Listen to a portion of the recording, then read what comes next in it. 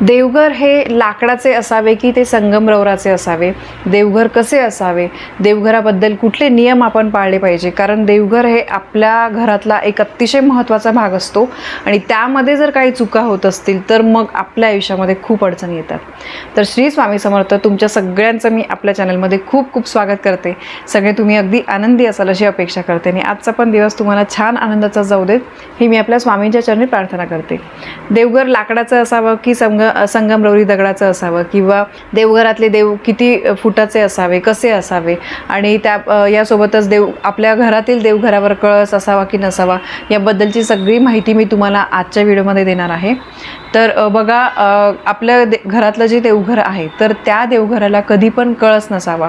आपण मंदिरांमध्ये जातो, प्रत्येक मंदिराला कळस असतो, पण आपलं जे घरातलं देवघर आहे आजकाल बघा अतिशय डिझाईन असतात वेगवेगळ्या देवघरांच्या आणि आपण डोळ्यांना जे चांगलं दिसेल ते पटकन घेतो. पण देवघराच्या बाबतीत असं बिलकुल करू नका. देवघराच्या बाबतीत काही नियम तुम्ही बघून घ्या, ते नियमांमध्ये बसतंय का, तरच देवघराच्या बाबतीत काही गोष्टींचा निर्णय घेत जा. कारण तिथे जर काही चुका झाल्या ना तर मग आपल्या घरामध्ये, आपल्यासोबत, आपल्या आयुष्यामध्ये काही चांगलं होत नाही. तर त्यामुळे लक्षात ठेवा, आपण जे घरासाठी देवघर घेऊ तर तुम्ही छोटं घ्या की मोठं घ्या, पण त्या देवघरावर कळस नसावा. त्याच्यानंतर देवघराच्या ज्या पायऱ्या आहेत ज्याच्यावर आपण देव ठेवतो त्या विषम संख्येमध्ये असाव्या, म्हणजे 1, 3, 5 अशा त्या असाव्या. त्याच्यानंतर बघा, मंदिर जे आहे, देवघर जे आहे ते तुम्हाला कधी पण भिंतीवर टांगायचं नाही, अडकून ठेवायचं नाही आहे. कधी पण देवांचे फोटो हे लटकवून ठेवायचे नाही आहे.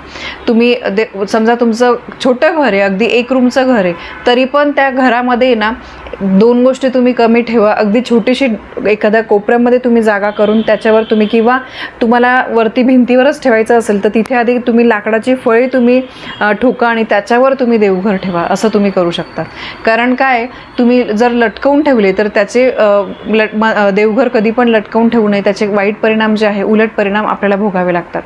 त्यानंतर बघा, आपण देवघरामध्ये लाईट लावत असतो, एक छोटासा बल्ब लावत असतो, तर तो बल्ब जो आहे त्याचा रंग हा अगदी शांत, म्हणजे बघा पांढरा, त्याच्यानंतर हिरवा, लाईट अगदी ग्रीन कलरचा, त्याच्यानंतर पिवळा, लाईट नारंगी, असे कलर जे आहे अगदी जे शांत कलर आहे, अगदी भडक कलर नसावे.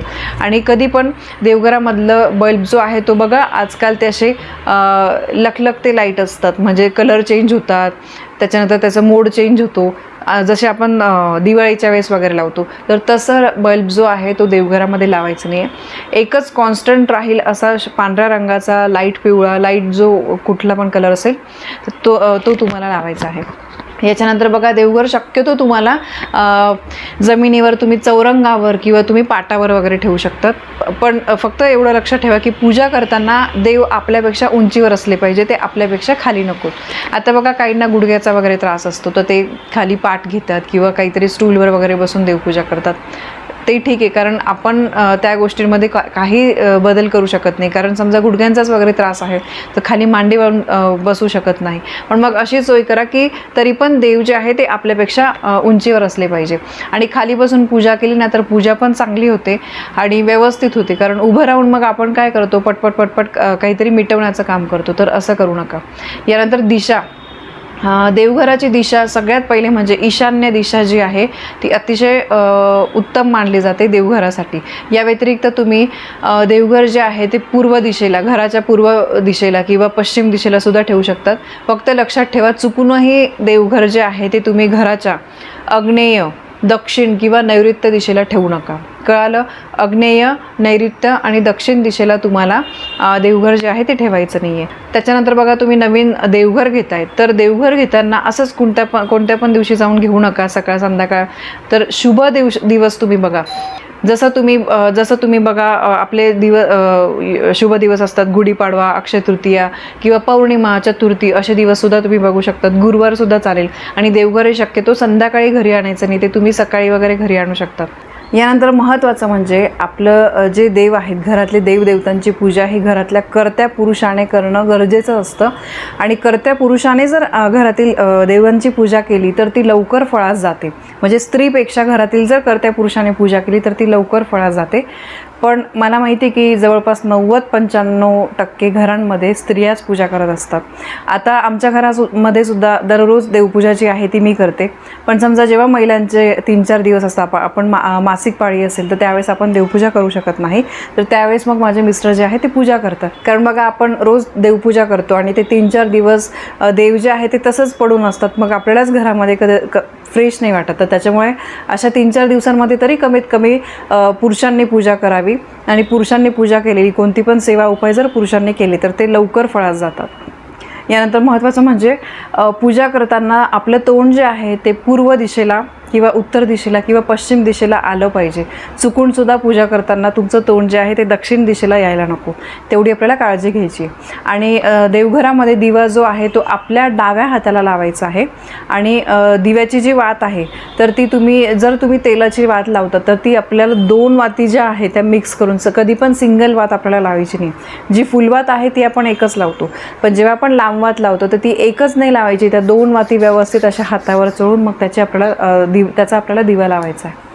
आणि बघा, जसं मी सांगितलं की देवघर जे आहे ते संगमरवराचं किंवा लाकडाचं जे देवघर आहे ते पण चालतं. पण समजा जर तुमच्या घरामध्ये संगमरवराचं किंवा लाकडाचं देवघर नसेल तर ते लगेचच बदलायला जाऊ नका. जेव्हा तुमच्या घरामध्ये काहीतरी सण समारंभ, दसरा, दिवाळी असे शुभ दिवस, गुढीपाडवा, अक्षय तृतीया असे जेव्हा शुभ मुहूर्त येतात तर त्याच वेळेला तुम्ही देवघर जे आहे ते बदलू शकता. आता जेव्हा तुम्ही देवघर बदलतात तर समजा जुन्या देवघराचं काय करायचं आहे, तर जुनं देवघर आपण जिथे नवीन देवघर घेतो तर त्यांनासुद्धा आपण ते देवघर देऊ शकतो. किंवा दुसरी गोष्ट म्हणजे जर आपण आपलं देवघर कोणाला दिलं वापरायला तर त्यांच्याकडून तुम्ही कमीत कमी 51 रुपये, 11 रुपये असं काहीतरी आपल्याला दक्षिणा म्हणून ती घ्यायची आहे. कारण देवघर आपण त्यांना देतोय तर त्या देवघराबद्दल काहीतरी किंमत, म्हणजे अगदी तुम्ही 11 रुपये 21 रुपये घेतले तरी पण चालेल. पण असंच कोणाला देवघर जे आहे ते देऊन टाकायचं नाही किंवा कुठे पण ठेवून द्यायचं नाही आहे. किंवा आपण जिथून देवघर घेतो त्यांनाच आपण परत करून त्याचे काहीतरी 10-20 रुपये कमी करून आणि मग आपण नवीन देवघर जे आहे ते घेऊ शकतो.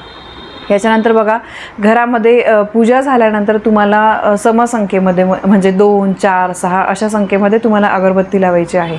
आणि अगरबत्ती जी आहे ती आपण आपल्या उजव्या हाताला लावतो. त्याच्यानंतर तुळशीमध्ये अगरबत्ती लावायची आहे आणि मुख्य दरवाजाच्या बाहेरसुद्धा अगरबत्ती लावायची आहे.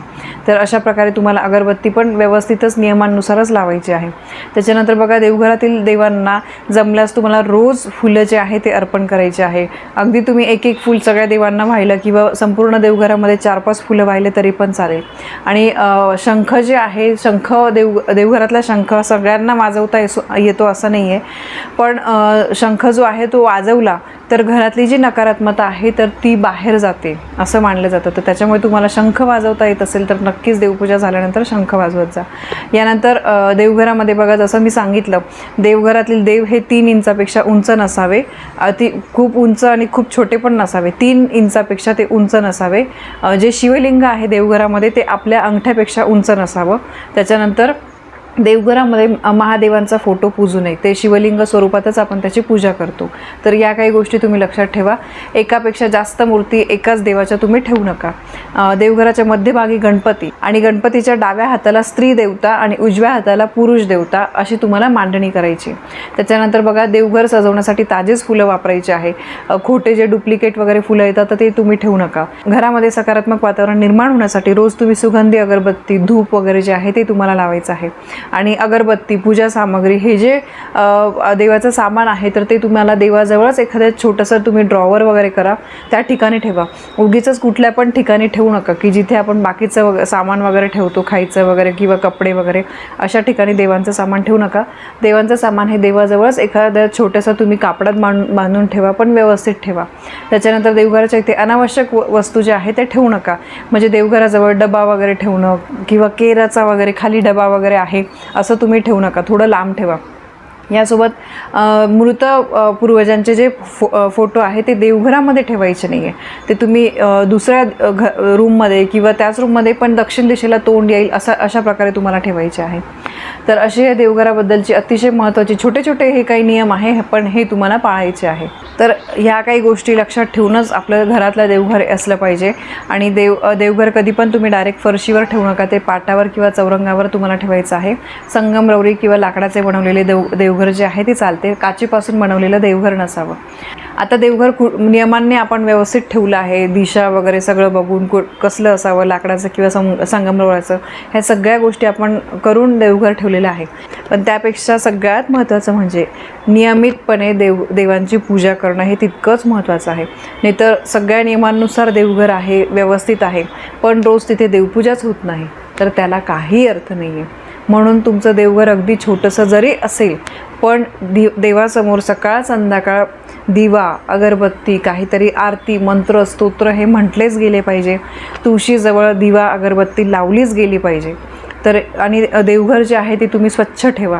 काही घरांमध्ये आपण बघतो देवांसाठी एक सेपरेट देवघरच असतं, तर ठेवा तुम्ही. ठीक आहे, तुमचं घर तेवढं मोठं असेल तुम्ही ते करू शकतात, पण देवांची जागा ही स्वच्छ ठेवा. अतिशय देवांच्या खाली, तिथे देवाराखाली धूळ आहे, वरती धूळ आहे, असं करू नका. नाहीतर मग तुम्ही एवढं सगळं नियमांनी कराल आणि देवपूजाच व्यवस्थित होत नाही, स्वच्छता बाळगली जात नाही, तर याला काही अर्थ नाही आहे. तर बघा, या सगळ्या गोष्टींचं नियमांचं पालन करून आपल्या देवाची सेवा करा, आपल्या गुरूंची सेवा करा, की जेणेकरून आपण केलेल्या सेवेचं फळ आपल्याला मिळेल. तर ही एक अतिशय महत्त्वाची माहिती मला तुमच्यापर्यंत पोहोचवायची होती. माहिती आवडली असेल तर व्हिडिओला लाईक करा, शेअर करा, कमेंट करा. पुन्हा भेटूया अशा एका नवीन माहितीसोबत. तोपर्यंत श्री स्वामी समर्थ.